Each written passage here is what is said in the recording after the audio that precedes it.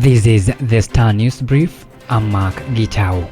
A bitter political row has fractured the unified opposition, triggered by the struggle to select a presidential candidate for the 2027 election. The tension pits the camp of former President Uhuru Kenyatta, who is backing former Interior Cabinet Secretary Fred Matiang'i, against that of former Deputy President Gachagua. At the heart of the confrontation are competing ambitions to control the influential vote-rich Mount Kenya region. Get a copy of the Star by subscribing to our e-paper with only 40 shillings through www.mgazeti.com.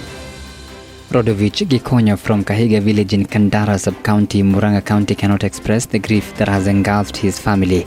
The family lost 16 members in a road accident which occurred along the Nakuru-Nairobi highway on Sunday, leaving the village devastated as villagers struggled to come to terms with the devastating loss. Gikonyo was to accompany his relatives on a journey to Rongai, Nakuru to visit a relative who was unwell.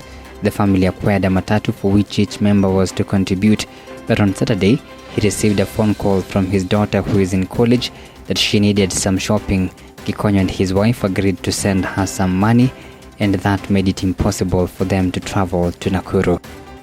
The Independent Electoral and Boundaries Commission has unveiled a 6.9 billion Kenyan shilling strategy to register at least 6.3 million new voters ahead of the 2027 general election.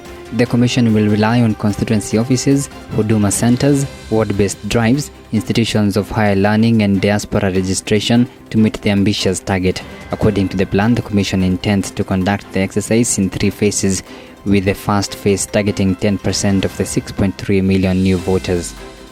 Top politicians who benefited from the 2008 maize import scandal tried to influence investigations to lay blame on their rivals, a new book reveals. Philip Kinisu, former chairman of the Ethics and Anti-Corruption Commission, says he resisted the attempts to change the conclusions of the investigations. The scandal arose out of a serious shortage of maize that followed the 2007 post-election violence, which disrupted agricultural production and supply. Finally, police are investigating a string of murders reported in Nyamira and Nairobi counties. The incidents have raised fresh concerns over rising violence targeting women and men. In Bonyunyu village in Nyamira County, the body of 30-year-old Agnes Monda was discovered on September 29 on a chair with visible neck injuries.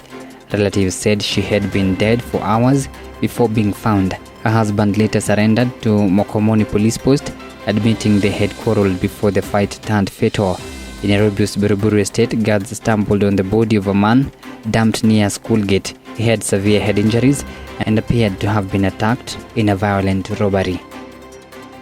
Get a copy of the Star by subscribing to our e-paper with only 40 shillings through www.mgazeti.com.